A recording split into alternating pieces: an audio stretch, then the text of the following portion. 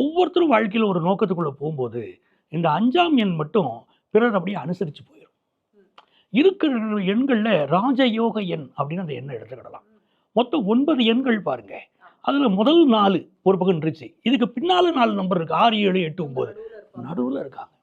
அப்போ என்றைக்கும் நடுநிலைவாதிகள். இவங்களை மற்றவங்களுக்கு பிடிக்கும்.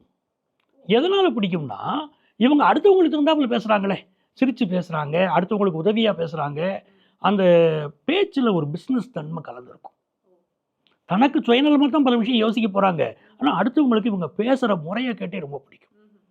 நான் உங்களுக்கு நம்ம நிகழ்ச்சியோடைய ஆரம்பத்திலேயே சொன்னேன், பிஸ்னஸ் பண்ணுறவங்களுக்கு நம்ம வந்து நிறுவனங்களுக்கு பேர் வைக்கும்போது கூட 5ஆம் நம்பரில் தான் பேர் வச்சு கொடுப்போம். ஏன்னா அது வாடிக்கையாளர்களை கவரும். அந்த வாடிக்கையாளர்களை ஈர்த்து கொண்டு வரக்கூடிய ஒரு அற்புதமான தன்மை 5ஆம் எண்ணுக்கு இருக்கிறதுனால அதை பயன்படுத்துகிறோம்னா அந்த எம் என்ற அந்த பீஜ மந்திரத்தை பயன்படுத்துகிறோம். யானா இம்மனா போட்ட எம்ங்கிற பீஜ மந்திரத்தை பயன்படுத்துவோம். காற்று தத்துவம். அதனால இவங்களுக்கு வியாபாரம் பெருகும் அப்படின்னு நம்ம சொன்னோம்.